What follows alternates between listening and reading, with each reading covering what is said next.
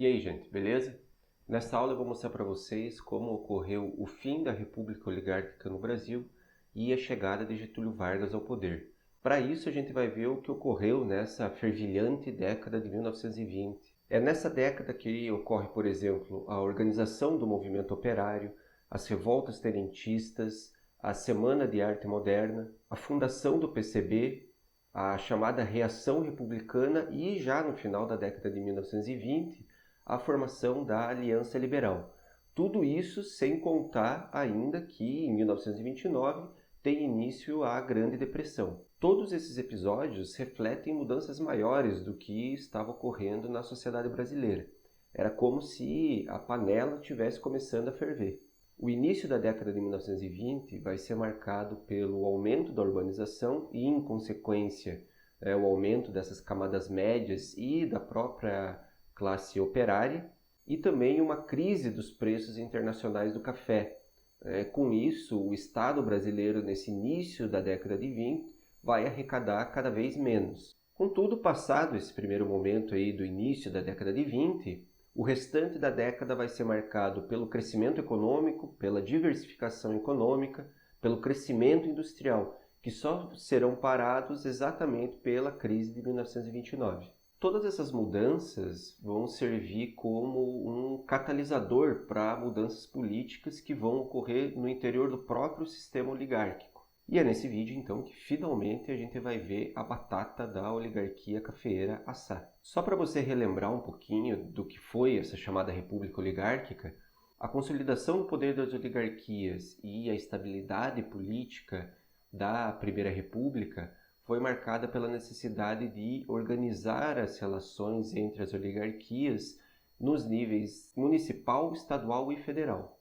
Os novos estudos historiográficos eles têm questionado a visão tradicional que se tem sobre a República do Café com Leite, salientando que a política dos governadores e uma suposta hegemonia da aliança política entre São Paulo e Minas sobre outras oligarquias não ocorreu exatamente como a gente pensa. Nessa nova interpretação, a famosa política do café com leite, que nessa visão tradicional seria marcada pela hegemonia política das oligarquias paulista e mineira e pela capacidade que elas tinham de fazer o Estado representar os seus interesses, não são mais a chave para entender esse período. Segundo essa nova historiografia, a organização do sistema político na República Oligárquica não ocorria com um simples revezamento das oligarquias paulista e mineira no poder, com a imposição da vontade dessas oligarquias em nível nacional e com o Estado simplesmente representando os seus interesses. O que os novos estudos historiográficos defendem, no lugar dessa visão tradicional,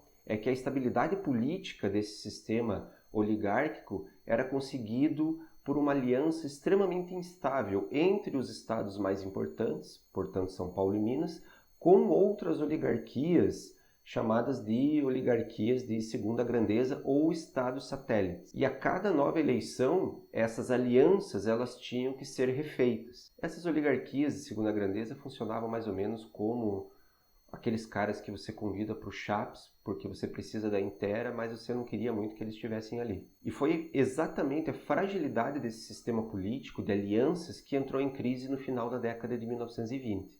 Esse sistema de alianças já tinha mostrado alguns problemas no início da própria década de 1920 com o surgimento da chamada Reação Republicana. As coisas começam a esquentar com as disputas envolvendo a sucessão presidencial de 1922. É nesse momento que se forma a chamada Reação Republicana. Nessas eleições de 1922, as oligarquias paulista e mineira fecharam em torno dos nomes de Arthur Bernardes e Urbano Santos, para descontentamento geral das oligarquias de segunda grandeza, como Rio de Janeiro, Pernambuco, Bahia e Rio Grande do Sul, que, articulando um movimento próprio, a Reação Republicana, lançam os nomes de Nilo Peçanha e JJ Seabra para presidência e vice-presidência. Nesse sentido, a Reação Republicana não pode ser considerada uma fratura no sistema oligárquico, mas sim uma maneira dessas oligarquias de segunda grandeza demonstrarem um descontentamento com as oligarquias mais poderosas, São Paulo e Minas. É como se os caras que você não queria no Chaps, de repente começassem a querer discutir o valor da inteira. Ao mesmo tempo, a reação republicana começa a adotar uma estratégia política um pouco diferente ao mobilizar as massas urbanas, principalmente em torno das questões trabalhistas. O Nilo Peçanha, candidato à presidência então por essa reação republicana, era um tremendo de orador, mas também um tremendo de duas caras. Enquanto na capital federal ele, com os seus discursos, conseguia seduzir as massas em torno das questões trabalhistas, no seu estado natal, a Paraíba, ele se comportava como um oligarca padrão, perseguindo adversários políticos e fraudando as eleições. Até aqui você podia estar quase acreditando nas boas intenções desse pessoal da reação republicana. Não seja juvenil, não tem nem bandido nem mocinho nessa história. Apesar dos discursos do Nilo Peçanha conseguirem inflamar essas massas urbanas, nenhum tipo de proposta política será feito por essa reação republicana no sentido de democratizar mais o sistema político. Além disso, a reação republicana tinha poucos trunfos. Por exemplo, ela não poderia oferecer nem cargos nem privilégios para os oligarcas e para os coronéis do interior, em troca de votos. Sendo assim, a derrota nas eleições de 1922 foi certa. Restou a essa reação republicana se unir a outro grupo de insatisfeitos que despontava aí nesse início da década de 20, os tenentes. Uma insatisfação geral dos militares ocorria desde o governo do Epitácio Pessoa com o seu civilismo. Dois episódios vão ser importantes para provocar a união desses tenentes com essas oligarquias dissidentes. A não escolha do Marechal Hermes da Fonseca como candidato na sucessão presidencial e o famoso episódio das cartas falsas envolvendo o candidato à presidência Arthur Bernardes.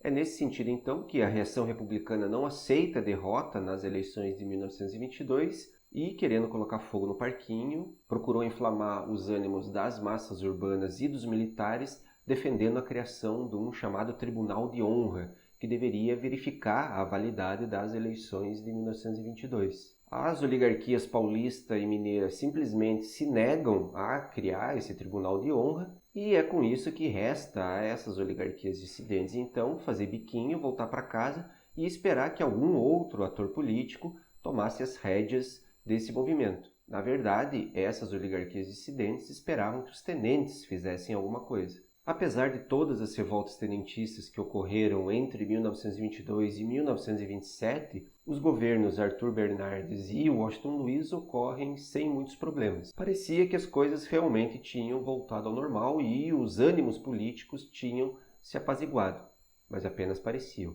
A zica volta com toda a força nas eleições de 1930. E é aí que vai surgir um nome bastante conhecido da história política brasileira. Exatamente, Getúlio Vargas. Nessas eleições de 1930, o problema vai ocorrer entre as próprias oligarquias paulista e mineira. Tudo ocorre porque a oligarquia paulista insiste em indicar o nome do paulista Júlio Prestes para a candidatura presidencial. É nesse momento, então, que a aliança entre São Paulo e Minas vai se romper. E é exatamente essa tensão que vai reavivar antigas insatisfações lá do início da década de 1920 e vai fazer com que Minas Gerais indique o nome do gaúcho Getúlio Vargas, que já havia sido ministro do Trabalho de Washington Luiz, para a candidatura presidencial. Formava-se assim a chamada Aliança Liberal, que tinha em Vargas o candidato a presidente e João Pessoa o candidato a vice. Uma aliança extremamente heterogênea de grupos políticos, que incluía desde os estados de Minas Gerais, Rio Grande do Sul, Paraíba, até grupos de oposição ao governo federal em vários estados, como o PSD paulista, facções civis e também facções militares. Sob o lema Representação e Justiça, a plataforma política dessa aliança liberal envolvia uma verdadeira regeneração dos costumes políticos, defendendo então a criação de uma justiça eleitoral e do voto secreto.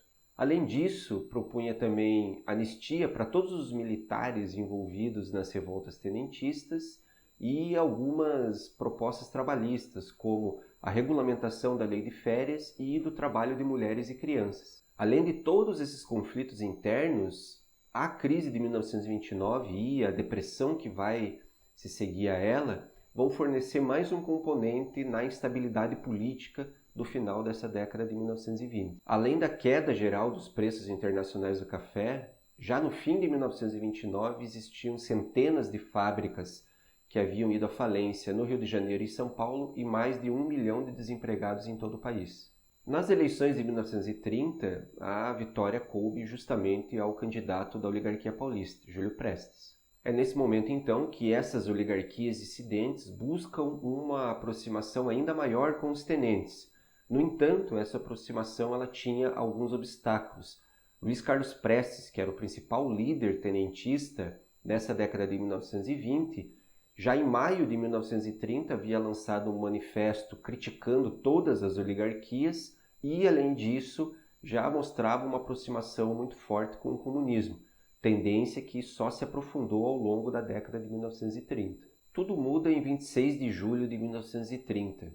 Nesse dia, simplesmente, o curso da história foi alterado. É nesse dia que o candidato a vice pela Aliança Liberal, João Pessoa, é assassinado no Recife. Apesar de a motivação do crime ser por motivos passionais e não políticos, João Pessoa é transformado em mártir do movimento. É como se a Aliança Liberal estivesse querendo colocar na conta da oligarquia paulista a responsabilidade pelo assassinato do João Pessoa. A partir de julho de 1930, a tensão política vai só aumentar.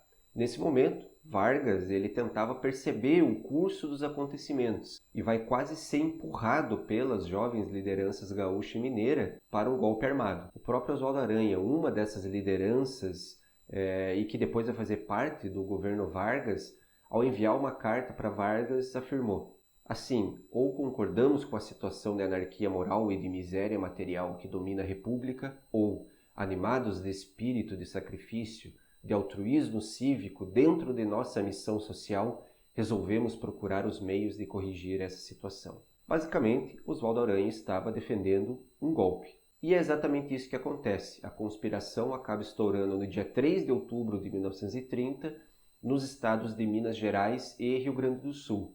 Rapidamente ela vai se alastrar pelos estados do Nordeste, e depois de alguma resistência em todos os estados nordestinos, a vitória coube para os revolucionários ou golpistas. E em 24 de outubro de 1930, membros das Forças Armadas tiram então o presidente Washington Luiz do poder e forma-se uma junta militar para governar o país. A ideia dessa junta militar era até permanecer no poder, mas devido às pressões vindas dessas jovens lideranças e inclusive de manifestações populares em favor dessas lideranças, Getúlio Vargas é empossado como presidente em 30 de novembro de 1930, dando início então à chamada Era Vargas. E é isso que a gente vai começar a tratar a partir da próxima aula, beleza? Abraço para todo mundo, tchau!